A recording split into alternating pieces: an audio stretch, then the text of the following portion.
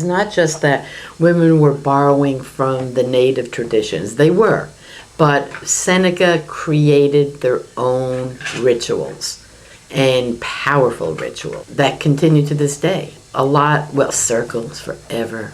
I mean, those beautiful paintings on the barn, you know, that all came from just blossoming of spirit. And fire circles, affirmations, focusing energy. Yeah, we cut the fences and went in and painted, but we also circled before we went in. We envisioned what it was that we wanted to accomplish. And this is not something that we thought maybe would work. We knew this to work. You know, feathers, rocks, shells, drumming, it was all happening there. And I mean, really the outreach from this little place in upstate New York was tremendous, tremendous. Seneca was a training ground, and we did it all on our own in terms of women. We did it with women. We are the weavers, we are the web, we are the flow, and we are the ebb. We are the weavers, we are the web, we are the flow, and we are the ebb. We are the weavers, we are the web, we are the flow, and we are the ebb. Connections to Philadelphia and New York and California and Minnesota, I mean, those connections with other women, the women who sent checks to buy the farm, and that kind of gives you a security that is very different if you're alone or a small group doing something that's that locally outrageous or disliked or whatever. I mean, we were so well connected that there was a risk to anyone who, including the military, the local police, you know, that if they touched us the wrong way, there would have been a lot of repercussions. Down at Greenham on a spree, financed by the KGB, dirty women squatters in the mud, la la la la la la, mostly vegetarian when we're not devouring men, foreigners and other forms of scum. Mr. Andropov supplies us with our vodka, Mr. Castro makes sure we're kept in dope, I wish he would. Most of us are outside agitators who can't see that Mr. Reagan brings us hope. Brings us hope. What a bunch of layabouts, don't know what it's all about. How we need deterrence for the best. La la la la la la, lighting fires and burning toes, bringing communism close, threatening the safety of the West. I mean, the thing about the Peace Camp for me was like, I mean, I remember when I met Woody, I was like, I had never in my life really run into anyone who was I felt like was like me. You know, I never ran into women who would rather like go out and figure out how to make the water system go all the way back to the back of a 50-acre piece of land. You know, it's like I never knew women like that. In my whole life, I never knew women like that. I was like 20-something years old, and I remember meeting Woody, and she said she was a carpenter, and I almost lost my mind. I almost just like went into another dimension. It was so amazing. In so many things that we all try to do, it is so hard to kind of cross that divide and involve more and more people of color in things, or have it be such that they feel welcome, or whatever it is. Neither of those terms are right for describing it. We weren't. The groups that were pulling it all together were white women. That's who we were. And I think although our handbook, you know, had its credo of accepting everyone, and it just wasn't. I'm not sure how we could have done things differently. I don't have any answers to what we could have done differently. You who create the war machine, you've got blood on your hands. Your violent exploitation is obscene. You've got blood on your hands. You're raping my body, raping my body, and you're raping the land, and you're raping the land, 'cause you're a warmonger. You got blood on your hands. We wanted to disrupt that whole process and make them know that they weren't all powerful, that they were vulnerable.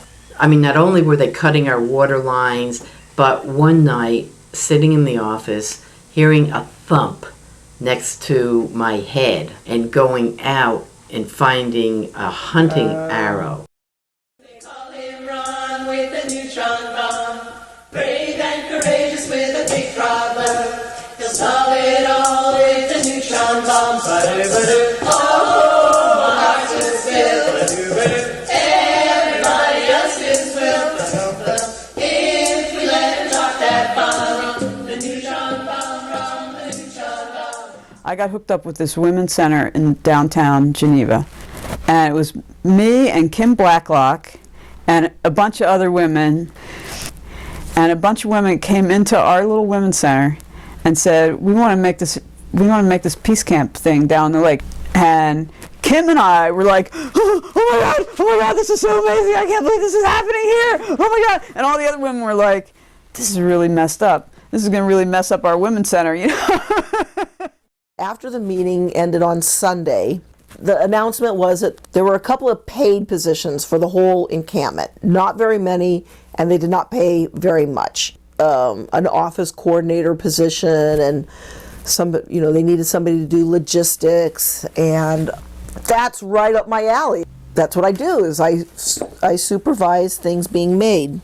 So I went and I got interviewed for this job. Within a day or two, I think, it might have even been the next day, I remember getting a phone call or calling the people that had interviewed me for the logistics job, and I hadn't gotten it.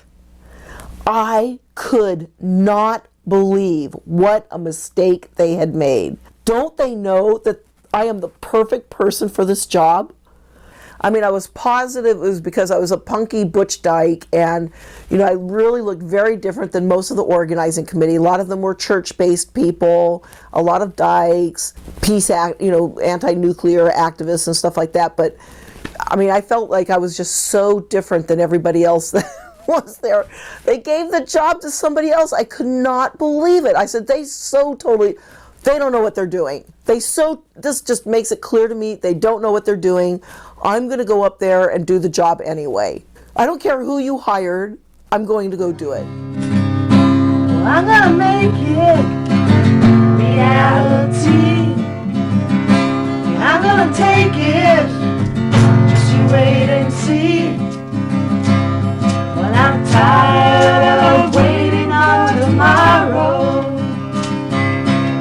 Buried in the heartache and the sorrow.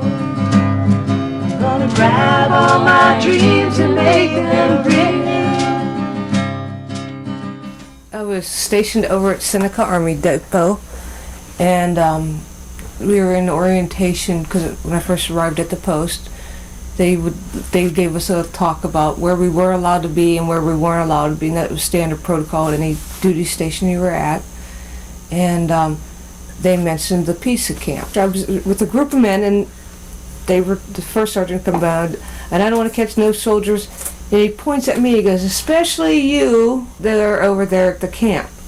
And he goes, and when we have protesters out here, we'll need extra troops to support. And he goes, I'll never ask you. And I thought, I wonder why me? So it made me curious about what was this. And that's the first thing I did when I got off post, is I went over there to see what was going on. I'm leaping out into the darkness.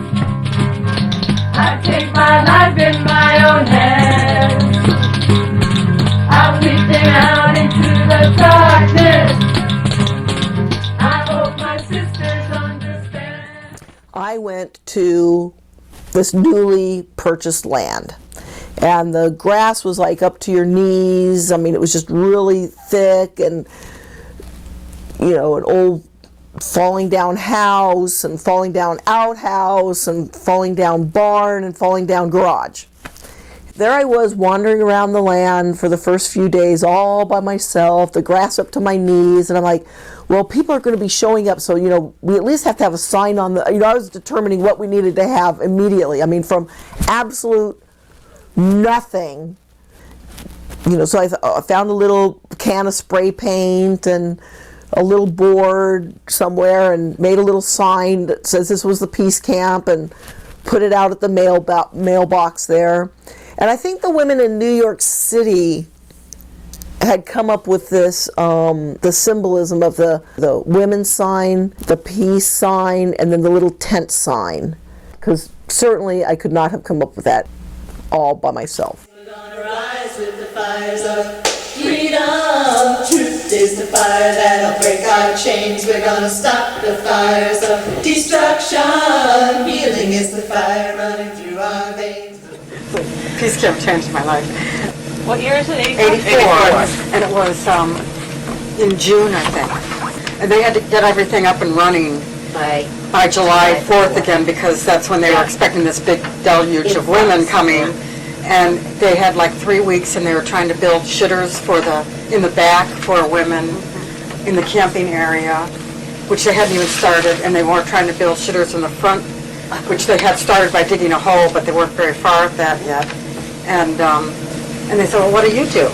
And I said, well, I was traveling in Mexico, but now I'm on my way up to upstate in the Adirondacks, and I'm an apprentice carpenter. This woman says, she says she's a carpenter. And they're like, we were just looking for a carpenter. As a matter of fact, we just did a ritual in our meeting for a carpenter, because we needed a carpenter sent to us, and we came out and had a dinner, and here you are, you're a carpenter, you were sent to us. The water's gonna rise up from deep in the sea. The wind's gonna rise up from deep in the trees. The moon's gonna shine on the earth's disease. And the women are gonna rise up, the women are gonna rise up and generate our own energy. I know I felt really unhappy, probably angry at times, that the transition was taking place to some vision that we didn't have for it when we raised the money and set the place up, and that we were much more comfortable with turning it over to local Native Americans or local people in general.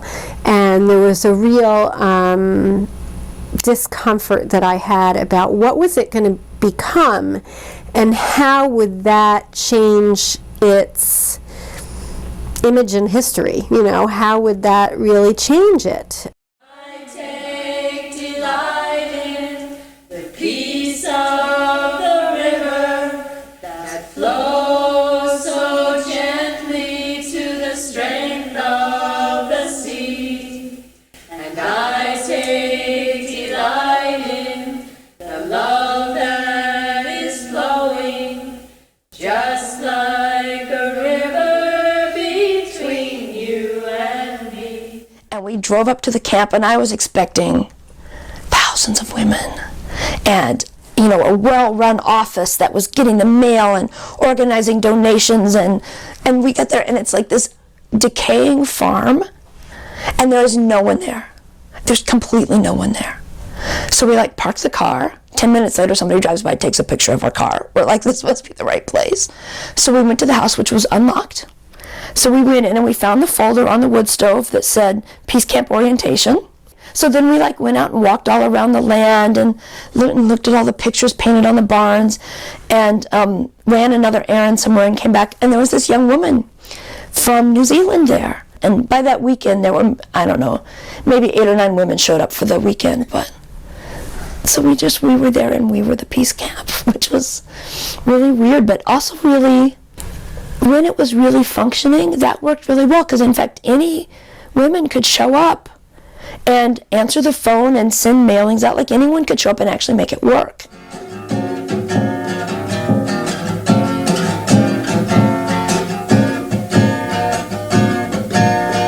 When I was a little girl, my mother told me it's a man's world. You gotta try hard for an education, 'cause it'll improve your situation. But Mom was wrong, and now I see I've got to fight to set me free.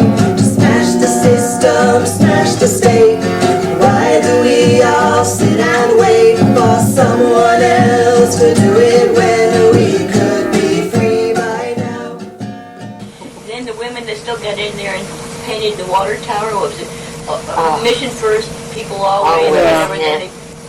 2 astrologers planned that, Jane and Roberta, planned the timing Of it. for Sita and Andrea. Barbara and Andrea. Yeah, they told them when to go. Like with 7:30 at night. It was just a little more hazy, not quite really dark yet, and it was starting to sprinkle.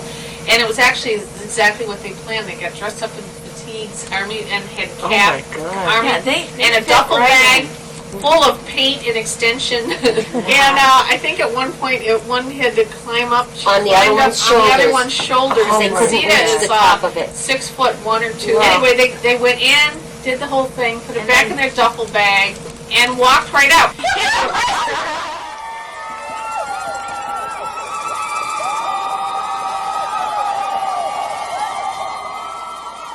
There we are at the town hall meeting, and it was packed. I mean, there must have been 200-300 people there. For that area, that meant every household came, They wanted to know who we were and how come it was just going to be women. And we were talking about, well, as women, we traditionally have been put in roles. Felt like I should have, white lace dress on with big hair. And there was this one guy. He was just adamant about women can't do it, just can't do it. And what if something happens and there's no man there to protect you? What are you gonna do? And I wish I had a camera on this, because Samoa slowly rises up from her chair. I mean, slowly. And she just kept going. And you could see everybody in the room just going.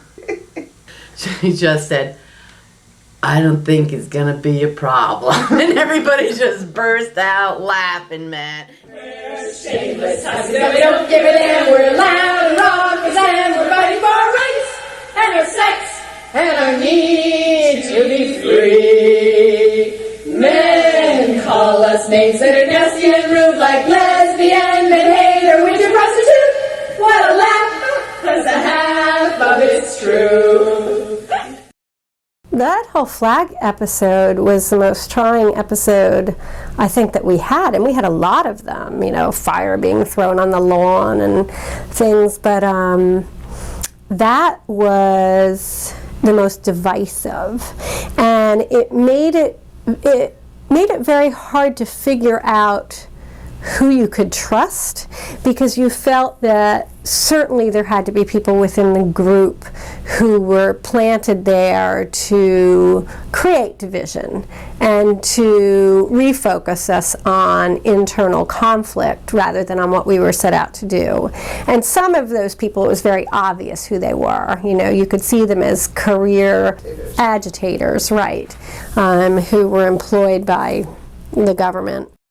Got to stand up and speak your mind. You've got to do it all by yourself. And once you made the move, you'll feel much better, 'cause there are millions who come before you. They're out there waiting to take your hand, to join their strength with yours to make this a better world. And into sexism, and into ageism, and anti-Semitism. We learned about zapping that summer. We found out about the different kinds of microwave radiation, and that this was in fact simply another kind of weapon that used the electricity of our own bodies. And we certainly heard the stories about women having the violent dreams, women having suicidal dreams. We would get hit with tremendous headaches that would cease as soon as you walked off the land. And there was a lot of documentation. I mean, the women from Greenman came through and talked about they had done all of the record keeping there for years. This clearly wasn't just one person saying, I'm having a bad day. And I experienced it. I mean, I experienced the walking off the land and having it stop, and watching my dog react to things that we did not know were happening. When you raid the earth, you raid my body. I can feel her trembling in my soul. As you rip her roots, you clog my life stream with your poison weapons of control.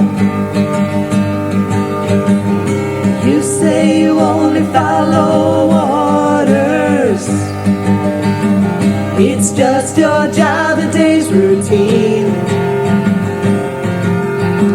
To kill and justify the murders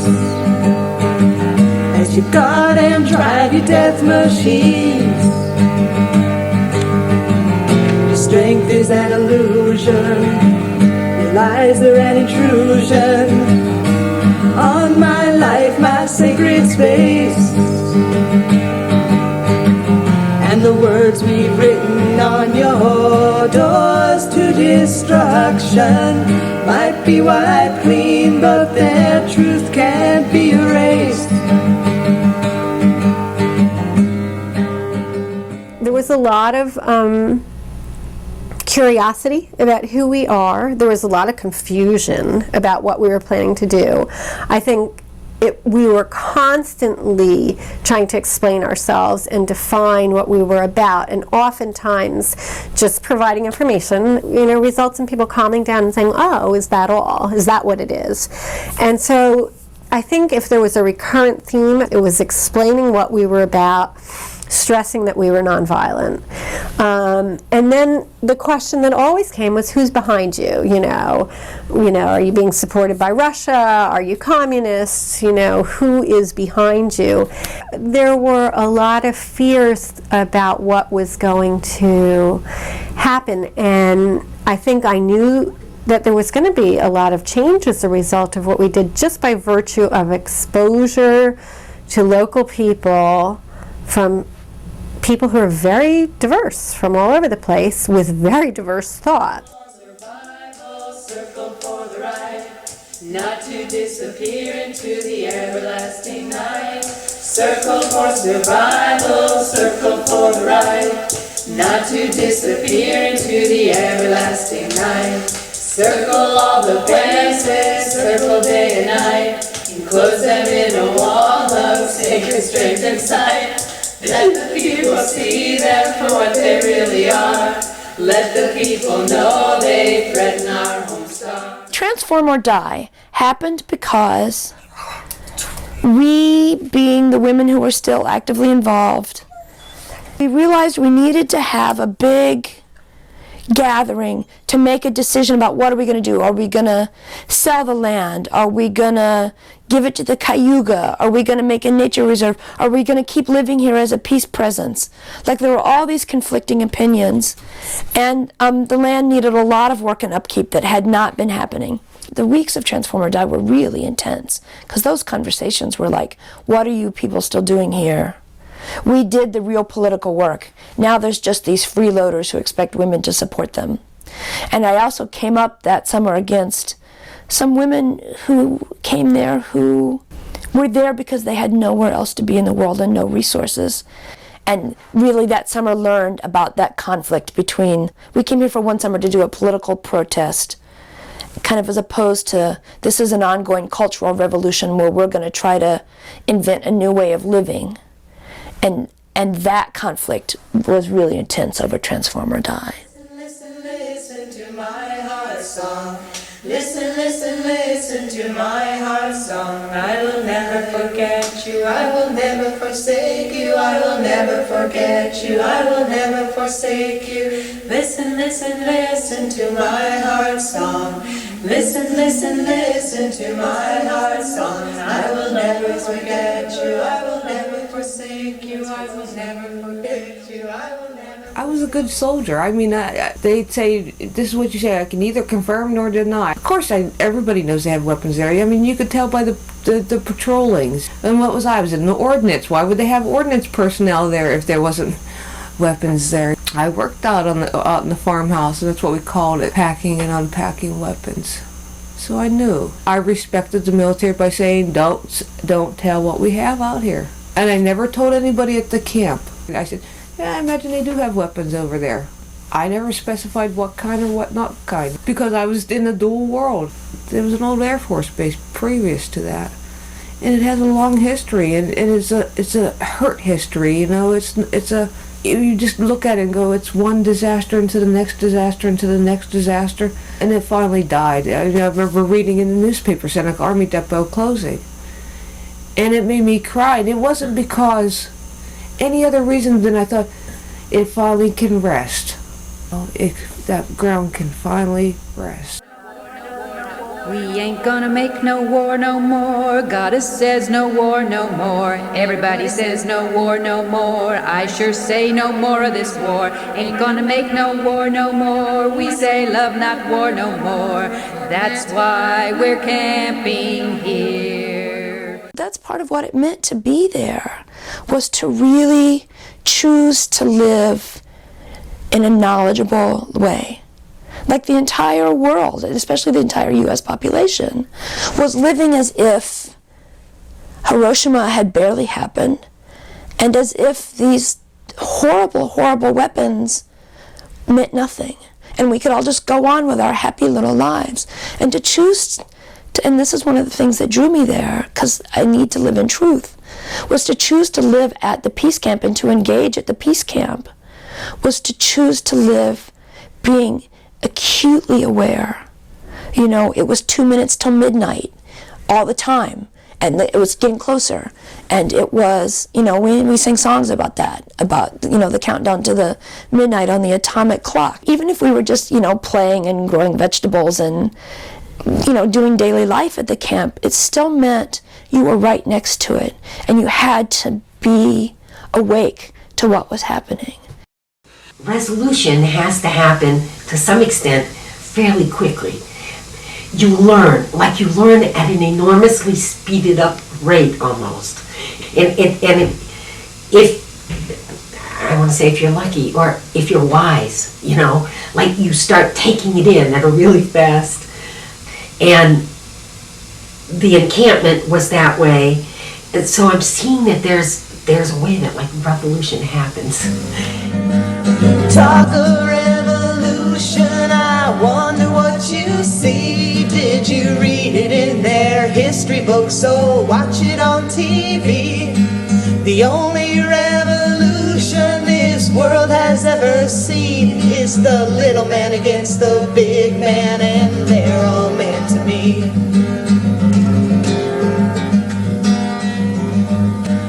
Talk of revolution, I have a lot to say of day-to-day rebellion in women-loving ways. Whether we're holding hammers or cutting army wire, I know the wheels are turning like circles round the fire. Whether we're holding hammers or cutting army wire, I know the wheels are turning like circles round the fire.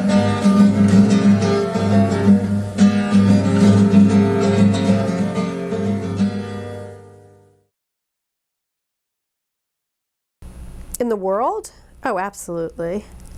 Absolutely. I mean, I think that it gave such strength to so many people who were involved in the disarmament movement and the feminist movement at the time on an individual basis, and I think those people took that back to their work and their homes, and I think it changed people's lives dramatically. You know, in the big picture of social change, you know, did it affect the government? Well, it certainly did on a local level. You know, it affected both politics locally in terms of town council and, you know, everything that was going on there, but it affected the people at the base in terms of how penetrable the place was, we got to the Q zone and hung out there. You know, we got into the water tower and painted it in the middle of the night. I mean, it made a farce out of their idea of security, and that was something that I think resounded way beyond Seneca County, New York. I think that went right back to Washington. It was an embarrassment. How could these women do this? And what I loved about it was how playfully we did it, and how it was nonviolent, and it was creative with yarn and paint and whatever else we used.